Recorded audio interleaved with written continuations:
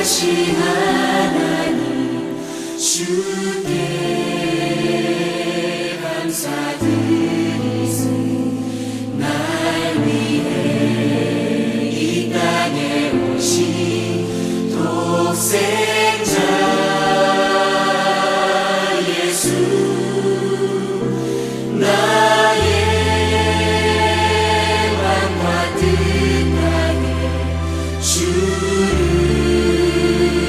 사랑합니다. 날 위해 이 땅에 오신 독생자 예수. 사랑하는 서명교회 성도 여러분, 안녕하십니까? 오늘은 12월 16일 화요일 저녁 기도의 시간입니다. 하루의 모든 일과를 마치고 주님 앞으로 나오신 여러분 모두를 진심으로 환영합니다. 이 시간 여러분들의 모든 짐을 내려놓으시고 우리에게 쉼을 주시는 하나님을 바라보며 은혜와 평강 누리시기를 소망합니다.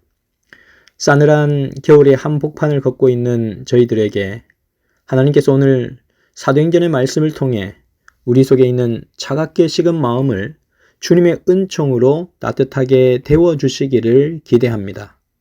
주님의 선하심을 사모하는 마음, 자신의 허물을 미워하는 마음, 이웃을 사랑하는 마음이 더욱 뜨겁게 타오르기를 기도합니다.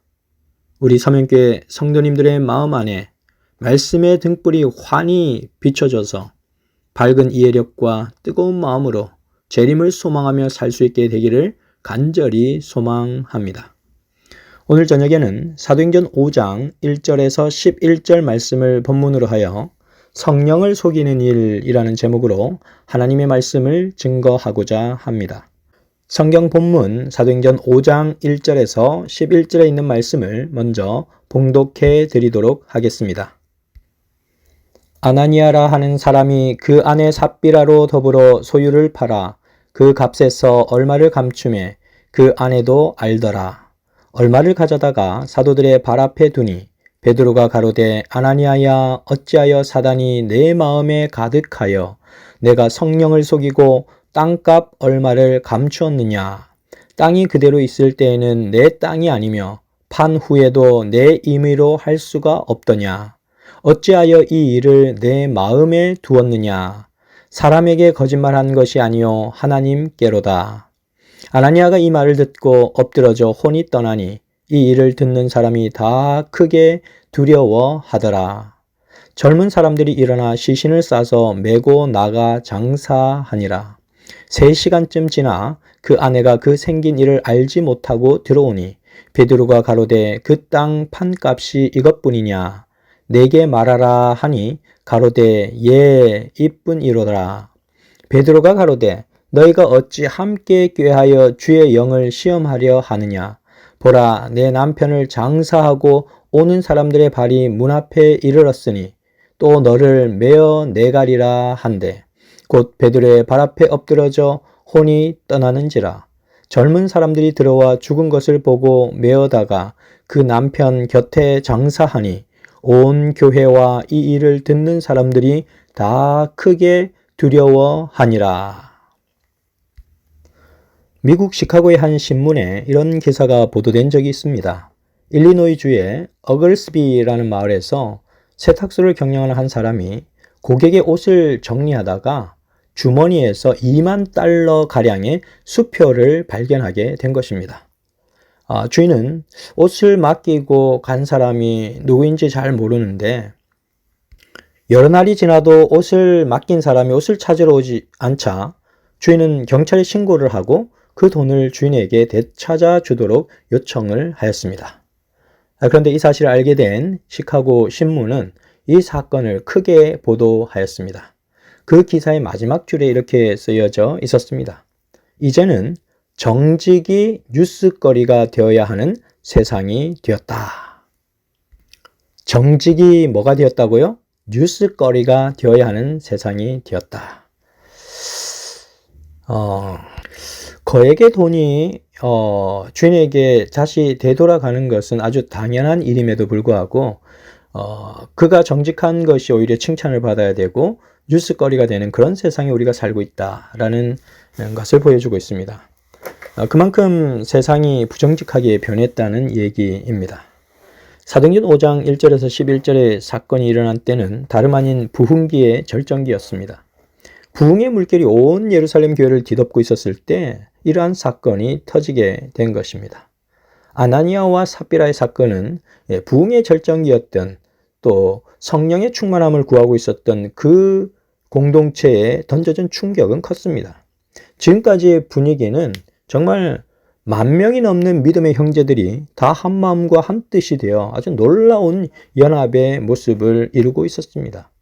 성도들이 자기의 소유를 팔아서 주님께 드리고, 사도들은 그것을 가난한 자들의 피를 위해서 매우 아름답게 유용하게 사용되어졌습니다. 그런 유무상통의 삶은 믿지 않는 자들에게까지 크게 은혜를 끼치게 되었습니다. 정말 그것은 누군가가 강요하지 않았지만 그들이 성령 하나님을 만난 결과로 순전한 자발적인 행동으로 들어진 믿음이었고, 어떤 강요나 규칙도 없었습니다. 하나님의 영에 감동한 사람들이 적극적으로 나눔의 삶을 실천한 결과였던 것입니다. 그리고 지난 시간 저희들이 살펴본 바와 같이 바나바의 그 놀라운 헌신은 이 부흥에 불을 지폈고, 많은 사람들은 그런 헌신의 모습을 사랑하게 되었습니다. 그래서 사도행전 72페이지에 보게 되면 이와 같은 신자들 편에서의 관대한 행위는 성령 부어주심을 받은 결과였다. 복음으로 개심한 사람들은 한마음과 한뜻이 되었다. 하나의 공통된 관심이 그들을 지배하였는데 그것은 곧 그들에게 위임된 사명의 성공이었고, 그들의 생애에는 탐심이 자리 잡지 못하였다. 형제에 대한 사랑과 저희가 지지하는 사업에 대한 사랑이 그들의 돈과 소유물에 대한 사랑보다 더욱 컸다. 그들의 행위는 저희가 사람들의 영혼을 세상의 재물보다 더욱 가치 있게 여긴다는 것을 증거하였다라고 기록하고 있습니다. 성령께서 우리의 생애를 지배하시도록 하실 때 우리는 이런 기쁨을 맛보게 됩니다. 그런데 이렇게 초기교회가 영적으로 뜨거워지고 부흥하고 있었을 때 바로 사단이 역사하게 된 것입니다. 아나니아와 삽비라의 마음속에 다른 사람들의 인정을 받고 싶어하는 마음이 아주 가득하게 생기게 된 것입니다. 아나니아와 삽비라도 사람들의 시선이 자신들에게 좀 집중되었으면 좋겠다라고 하는 그런 마음들이 생기기 시작한 것입니다. 언뜻 보면 이 사건은 하나님께서 너무 하신 것이 아닌가 하는 생각이 들지만, 이 사건은 신약 시대임에도 불구하고 하나님의 즉각적인 심판이 이르러올 정도로 심각하고 중요한 문제였음을 성경은 우리에게 말해주고 있습니다. 하나님은 이 사건을 통해 우리에게 어떤 교훈을 주시는지 오늘 3가지의 내용을 통해 살펴보도록 하겠습니다. 첫 번째로 오늘 본문의 말씀은 우리가 하나님보다 사람을 더 의식하며 살아가는 것은 중대한 죄악임을 밝히고 있습니다. 본문 1절에서 2절 말씀을 보시면 아나니아라는 사람이 그 아내 삽비라로 더불어 소유를 팔아 그 값에서 얼마를 감추매 그 아내도 알더라. 얼마를 가져다가 사도들의 발 앞에 두니라고 기록하고 있습니다. 아나니아와 삽비라가 자신의 소유를 팔아서 또 사도들의 발 앞에 하나님 앞에 헌금으로 드린 것은 정말 잘한 일이었습니다. 그거는 대단히 칭찬받을 만한 일이었습니다. 그러나 그들이 그 헌금을 하게 된 동기는 대단히 잘못된 것이었습니다. 그들의 마음속에 질투심이 타오르기 시작한 것입니다. 모든 사람들이 바나바에게 초점을 맞추고, 야, 바나바 저 사람 누구야? 정말 대단한 사람이야. 어떻게 자신의 밭을 다 팔아서 가난한 사람들을 위해서 자기의 전 재산을 하나님께 드리다니 정말 대단한 것 같지 않아? 이런 말을 듣고서는 이제 질투심이 그들에게 일어나게 된 것입니다. 재림교회 성경주석 11권 161페이지에 보게 되면 바나바의 자기 희생의 이야기를 말하면서 누가가 칭찬한 사실은 그런 행위가 교회의 칭찬을 받았음을 드러내고 있음에 틀림없다. 아나니아는 더 적은 희생을 하고도 동일한 칭찬을 받을 수 있으리라고 생각했던 것처럼 보인다라고 기록하고 있습니다. 아나니아와 삽비라가 헌금을 하게 된 동기는 하나님을 사랑해서 드린 것이 아니라, 그들은 정말로 가난한 사람을 돕기 위하여 드린 것이 아니라 다른 사람들의 인정을 하나님의 인정보다 더 갈급해서 드린 것이었기 때문이었습니다. 사람이 하나님보다 사람의 눈을 더 의식하는 이유는 실제로는 그가 하나님을 믿지 않기 때문입니다. 하나님보다 나를 더 사랑하는 마음은 다른 사람들을 의식하게 만들게 됩니다. 하나님은 아주 심각하게 이것을 지적하고 계십니다. 이런 죄악이 교회 안에 들어오게 되면 하나님을 섬기는 것 같지만 사실은 자아의 숭배를 하고 살아가는 것입니다. 예수님은 마태복음 6장 1절에서 5절에서 이렇게 말씀하셨습니다. 사람에게 보이려고 그들 앞에서 너희 의를 행치 않도록 주의하라. 그렇지 아니하면 하늘에 계신 너희 아버지께 상을 얻지 못하느니라. 그러므로 구제할 때 외식하는 자가 사람에게 영광을 얻으려고 회당과 거리에서 하는 것 같이 너희 앞에 나팔을 불지 말라. 진실로 너희에게 이르노니 저희는 자기 상을 이미 받았느니라. 너는 구제할 때 오른손이 하는 것을 왼손이 모르게 하여 내 구제함이 은밀하게 하라. 은밀한 중에 보시는 너희 아버지가 갚으시리라. 또 너희가 기도할 때에 외식하는 자와 같이 되지 말라. 저희는 사람에게 보이려고 회당과 큰 거리 어귀에 서서 기도하기를 좋아하느니라. 내가 진실로 너희에게 이르노니 저희는 자기 상을 이미 받았느니라 라고 기록하고 있습니다. 여기 보시면 사람에게 보이려고, 사람에게 영광을 얻으려고, 사람에게 보이려고 하는 말들이 계속 반복되어지고 있습니다. 우리의 마음이 얼마나 다른 사람의 눈을 의식하며 살아가는지를 보여줍니다. 그것은 자아 숭배의 결과입니다. 아나니아와 삽비라가 바로 사로잡혔던 그런 모습이 바로 이런 마음이었다라는 것입니다. 하나님께서는 이것을 부흥하는 초대교회에 제거되어야 할 가장 큰 악으로 보셨던 것입니다. 두 번째 성경 본문이 우리에게 알려주고 있는 메시지는 성령을 속이는 일은 가장 큰 죄악이다라는 사실을 우리에게 알려주고 있습니다. 성경 본문 사도행전 5장 3절에서 4절 말씀을 보시면 베드로가 가로되 아나니아야 어찌하여 사단이 내 마음에 가득하여 내가 성령을 속이고 땅값 얼마를 감추었느냐. 땅이 그대로 있을 때에는 내 땅이 아니며 판 후에도 내 임의로 할 수가 없더냐. 어찌하여 이 일을 내 마음에 두었느냐. 사람에게 거짓말한 것이 아니요 하나님께로다 라고 말씀하고 있습니다. 본문 말씀을 자세히 보면 아나니아와 삽비라의 마음속에 사단이 활동한 사실을 확실하게 알 수 있습니다. 사람이 한번 사단의 제안에 동의하게 되면 결국 하나님을 속이고자 하는 대담한 일을 저지르게 됩니다. 우리가 참으로 하나님께 속해 있는 삶을 사는지의 여부는 우리가 우리의 언어 생활에서 얼마나 진실한가에 달려있다고 해도 과언이 아닌 것입니다. 아나니아와 삽비라의 죽음에는 하나님의 큰 고통과 아픔이 서려 있습니다. 교회와 한 개인의 속임수와 부패가 통하기 시작하면 그 교회와 그 개인은 이미 죽은 것이나 다름없습니다.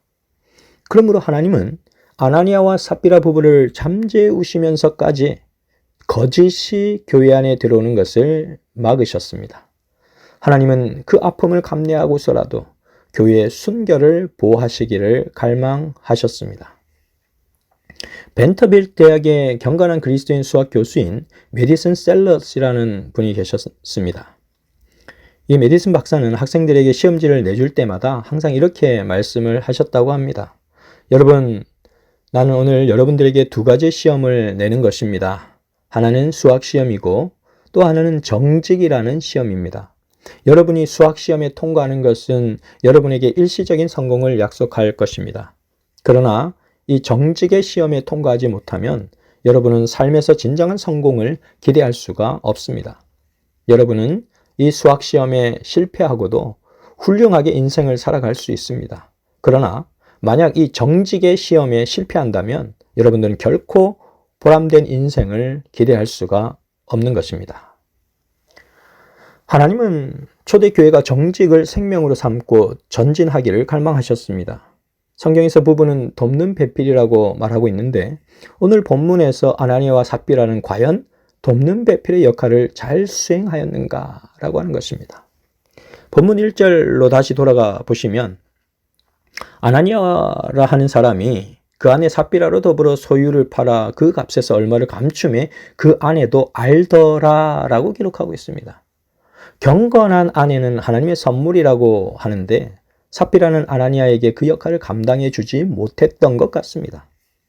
따뜻한 사랑으로 서로를 하나님께 더 가까이 나아가도록 서로가 서로를 격려하고 지원하고 기도해 주어야 하는데 그들은 서로 담합하여 하나님을 속이기로 결심한 것입니다.